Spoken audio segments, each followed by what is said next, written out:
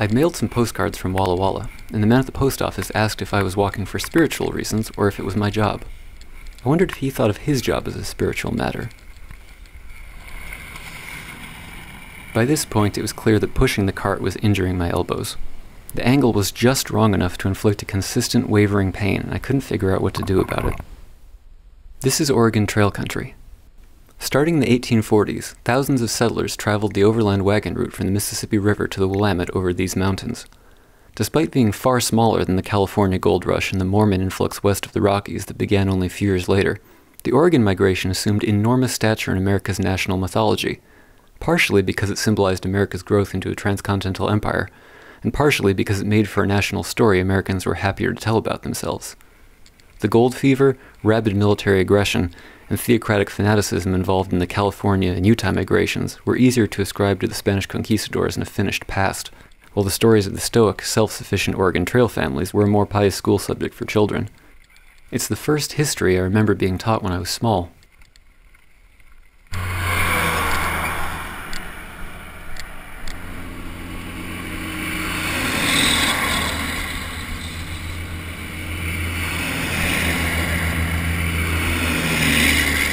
When a 40-ton machine moves past you at 60 miles per hour, 14 feet high, 60 feet long, and so close you could turn your hand out and touch it, you learn to genuflect. The slipstream might knock you over or drag you into the traffic otherwise. I just reached the foot of the hills when a man hollered at me from a passing pickup. This can go all kinds of ways, but in this case it led to me finishing the day in David and Laura's garage, learning about Jethro Tull and the 6-foot fire-breathing dragon David was making out of dog bones, bronze, and propane. In the morning, he walked in and asked, "¿Quieres volar?"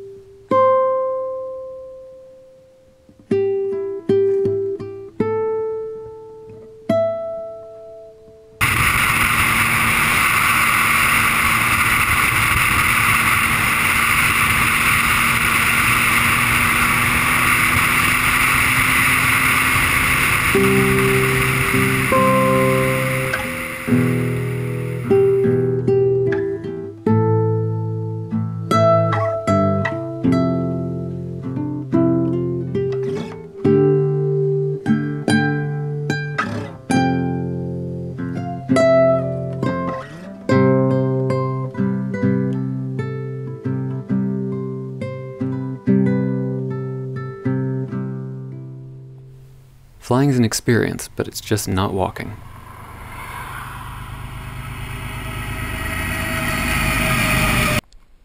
Among the technologies that came of age while tying the American West together, the telephone seems to have been the most self-consciously personal, social, and above all, gendered. This is a story of the telephone. The telephone? That's just for rich men and gabby women. It says here you're hiring men for telephone work? Men we are hiring, not boys. Of course, I don't have to tell any of you about the importance of women to the telephone business. Outnumber us men 2 to 1. Yes, Mr. Kleiner. It's exactly 11:55. Just wanted to be sure. Hey, you're a new operator, ain't you? Yes, sir. Well, what do you know? What's your name? Helen Cassidy, sir. Helen. Well. Good night, Helen. 11:55, eh? Well, it's 11:56 now. So it is. Good night. Good night, sir. Millions of times every day in America, a voice on a wire briefly and simply identifies itself in 2 words: long distance.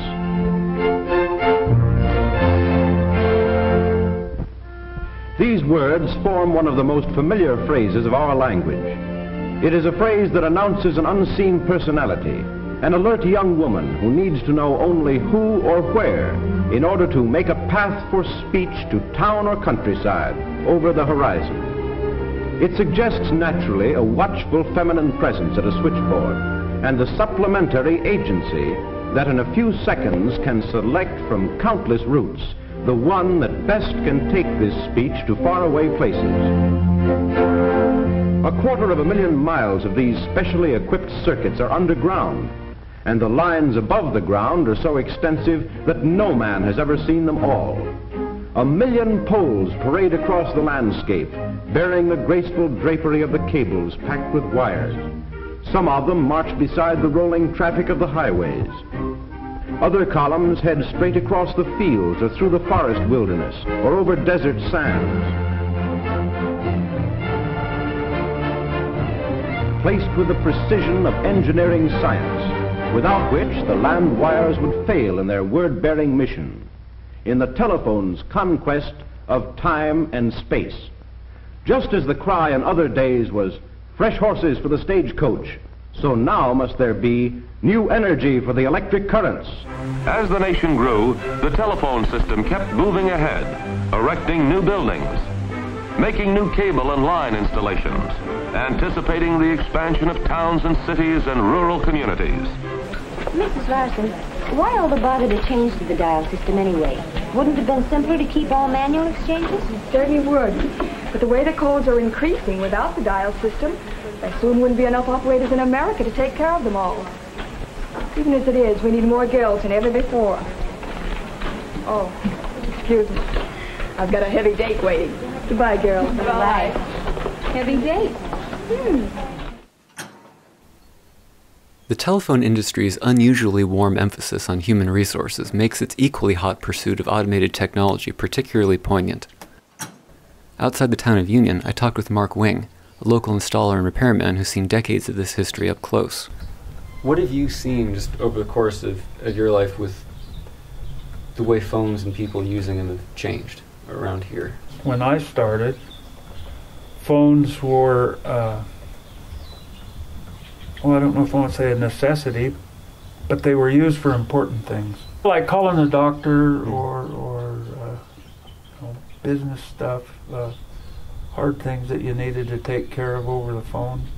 People used them more for, and they were more special. You know, you had one phone plugged in the hallway between the kitchen and the living room or something, and that's the one you used for, you know, the business, and most old people shouted over them because the original hand crank one, if you had to, you know, and that's changed to now they're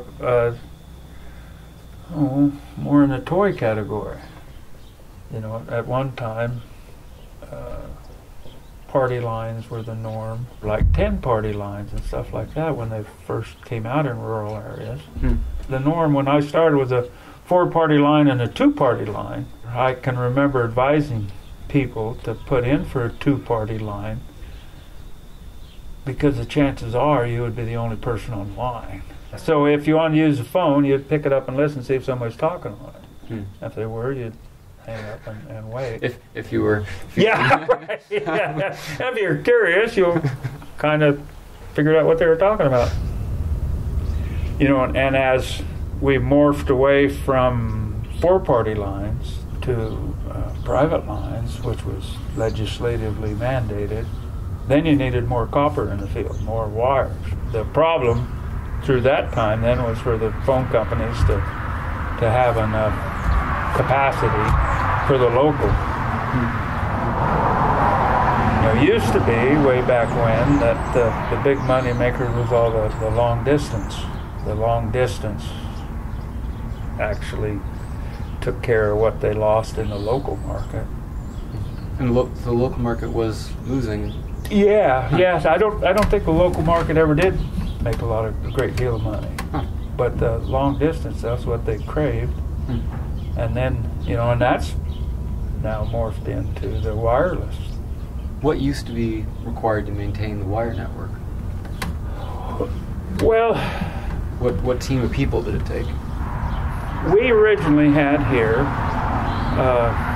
2 full line crews, which would be a 2-man crew with a big truck that went out and set the poles and put the copper wire up, and then along with them there would be cable splicers that would put it all together. You go from that technology to now where we have a fiber, which is a glass, a cable that's big as your little finger, taking the place of a cable that was several thousand pairs. And actually, it's easier to maintain that optic line. Because it takes us so much less people to maintain the wireless network. Problems change, but the end result is they're doing more with less people. What was here when I started was a step office. That was all mechanical, and it took a lot of oil and adjusting all the time. But that was quite an invention because it did away with the operator, and it was automatic. Basically, had a man in each office, and this guy in here was pretty sharp. He wasn't one of these that was always fiddling something, but he'd sit up there at his desk, and he was generally reading a magazine or something, and pretty soon he'd say, "Uh-oh, that's the 2-Baker line finder," and he would get up and go back and get up there, and there'd be one of those that malfunctioned. And he did all that with his ears. It was amazing. And then, over my career, then they changed those out to the electronic offices, which is all computer. And when I left, they were talking about, like mega offices instead of having, one in each town. Then those sites would just kind of be remote switching centers a little bit, and all the office functions would happen like in one place, which is going to make it a lot easier for that junior high kid in China to foul it all up with his computer. No. Where was the company headquartered out of? Well, General Telephone had the big shot headquarters were in Everett, and then it went to Verizon, and Verizon, of course, is in New York. You morph from small to bigger to bigger to bigger to bigger to be economically feasible. We weren't, still aren't, a long ways from Seattle, but those folks didn't come out too much, especially rural areas. Down in Imnaha, which is out of Wallowa County, it's pretty isolated. Talking about cell phone, that was all line of sight. Imnaha's down in the canyon. There was one payphone outside the Imnaha store and tavern, and they had a lot of hunter people, and the hunters would use that. Well, that there wasn't enough in-box revenue to justify keeping that phone, so they took it out. Well, and poor folks in Imnaha, you thought we'd have shot them in the foot, because now there wasn't any place for the non-locals to use the phone, and they'd knock on doors and stuff. So that was... The ostensible purpose of a network may be to connect people, but in the modern West, this always means using machines. Machines are faster, cheaper in the short run, and easier to centralize and control than people. It's also easier to engineer newer and better machines than newer and better human beings. As networks get more complicated and the strain on them increases, it not only makes sense to stop employing people to do the work, it also makes sense to stop connecting people at all if it's cheaper and faster to link machines. Any human intervention is money lost. Still, somewhere far away from here, somebody's getting paid, and the margins become more marginal the stronger the network gets. Heading east, I slid into a somber mood. I tried to put a positive turn to things, and this is what I got. Oregon was making me want to be a better person. More competent, more sociable, more creative, less wasteful of my time and my life.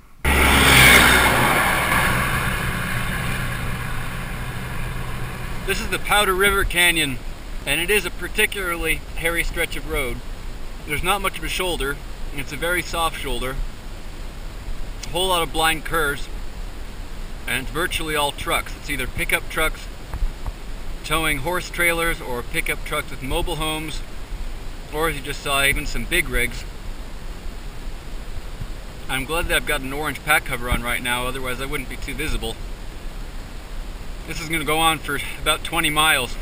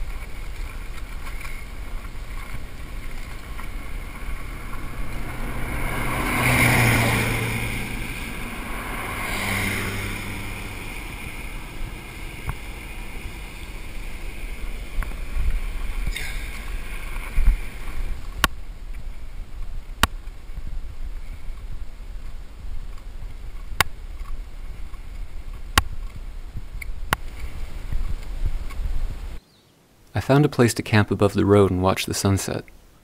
Somewhere in the east, a huge fire was burning, and as it grew darker, I couldn't tell if the soundless flickering in the clouds was lightning or the edge of the blaze. I wasn't even sure where it would be safe to travel once I crossed the river into Idaho. Meanwhile, watching the clouds themselves, I started to get the feeling that trouble would find me a lot quicker than that. Oh, it's currently 3 in the morning, and for the moment, the excitement has stopped. But from about 2 until 3, things were kind of lively.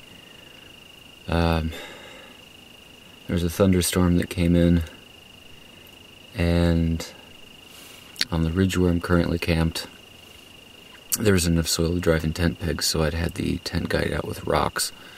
And as the wind and the rain picked up, the rocks slid and the corners of the tent caved in. So for about an hour there, I was sort of stretched out starfish style, keeping the sides of the tent out, which is a sort of tedious exercise. Unfortunately, it's a warm and mild night. But even so, as soon as the gusts stopped, I put on the full rain gear and ran out and re-guyed the tent. And now it's as though none of it actually happened. It's still, quiet. The crickets picked up almost at once. And in about 2 hours, the sun will come up, and I think at that point I may not be quite my best. The plan is still to keep on toward the Idaho border and the Snake River tomorrow. Or should I say, today. Instead, my cart fell apart. The screws holding the frame together had been set pointing upward rather than downward, and a few hundred miles of continual rattling had backed them out. On one of my runs to the hardware store for parts, an austere old man at the counter asked what I was doing.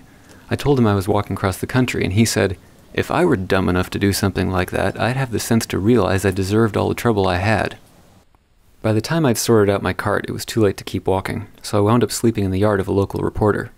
Around midnight, the tent blew in again and started flooding. I got out, restaked the tent in the glow of the lightning, and made a dash for the house. There was a washroom in the vestibule, so I curled up on the floor next to the toilet until the rain let up. Then I splashed back into the tent and passed out until sunrise.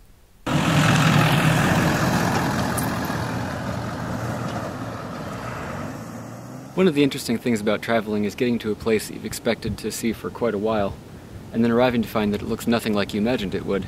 And this is one of those places. This is the Oxbow on the Snake River. And directly across is Idaho.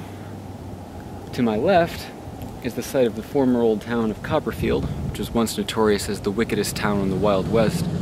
Across the river in Idaho, there's a great number of roads, but they're all poorly marked, little traveled, and in dubious condition. So I've decided to go a little bit upstream instead and cross the river at Brownlee Reservoir. It's another 12 miles away, so I should probably get packing. As I was crossing the road, I stepped higher over the guardrail. Whatever had been wrong with my knee since California suddenly went wrong a bit more. It occurred to me the problem might be a cartilage tear. Cartilage damage in the knee is usually permanent and potentially crippling. What would you do? I camped in the brush next to a party of fishing buddies who warned me about the bears. They said, "If a bear bothers you, just scream. We've got plenty of guns." And we got a bear.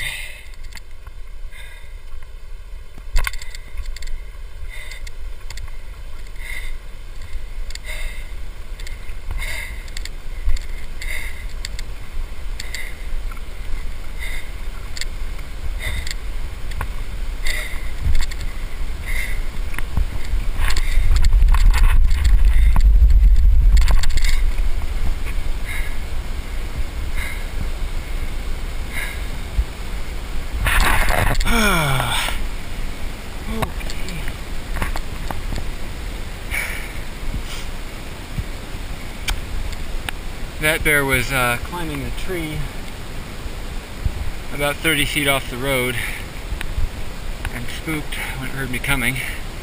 Now it's in the trees just up ahead. Small black bear.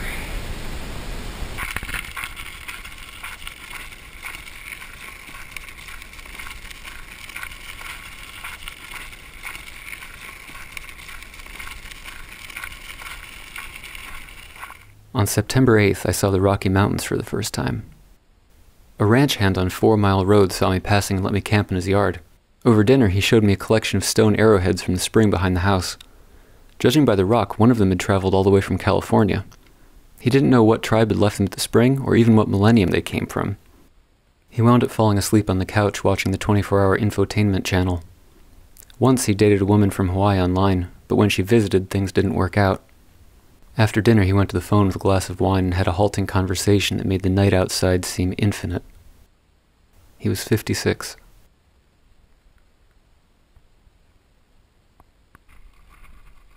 I saw my first tumbleweed on Van Duisen Road. It looked tentative and lost.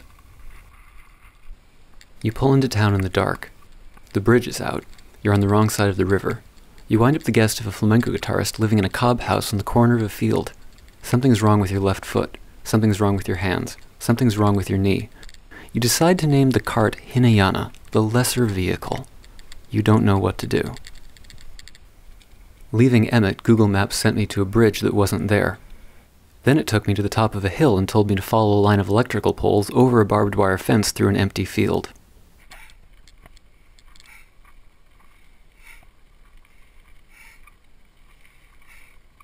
By the time I reached Banks Grade, night was rising in the valley. I met Georgie at the schoolhouse.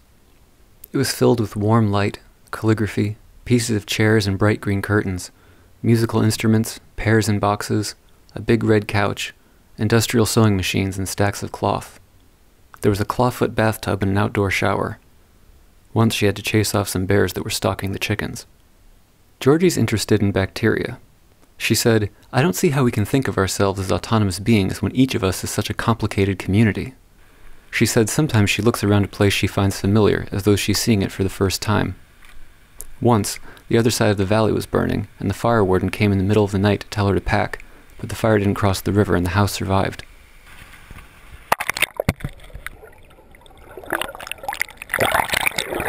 In the morning, we ate hot blackberry jam. 28 miles on, she met me in the dark and the rain. We picked our way to the river, and I saw a snake spill across the rocks like mercury. The steam from the spring was billowing along the shore, and we sat in the falls and watched the storm. There was a bar on the highway advertising ribs and shakes. It also had a sign that said, "Guns welcome on the premises. Please keep guns holstered until such time as they are needed, in which case judicious marksmanship is appreciated. Join NRA."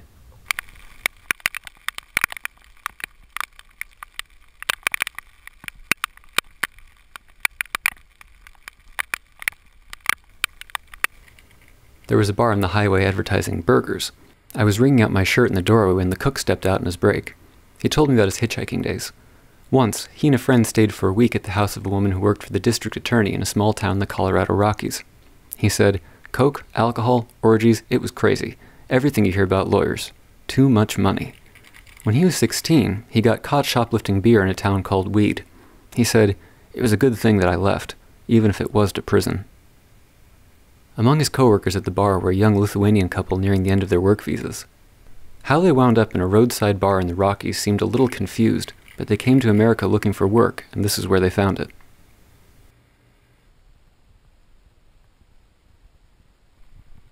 Hunger was catching up to me.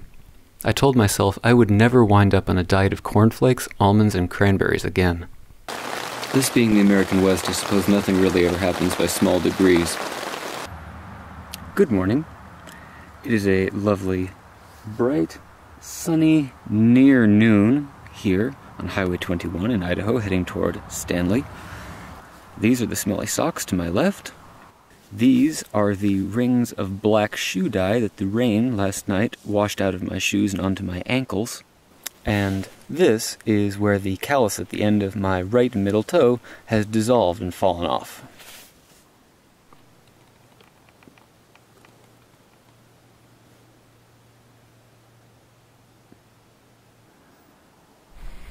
I've noticed that the phrase 6% grade seems to mean something to Westerners.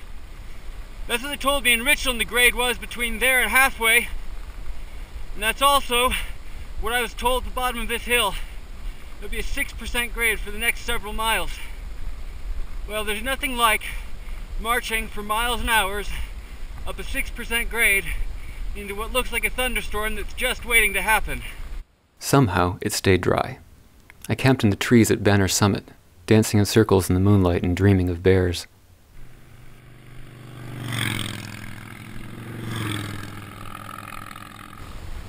You know what would be really good right now? A buttered pear and bacon sandwich.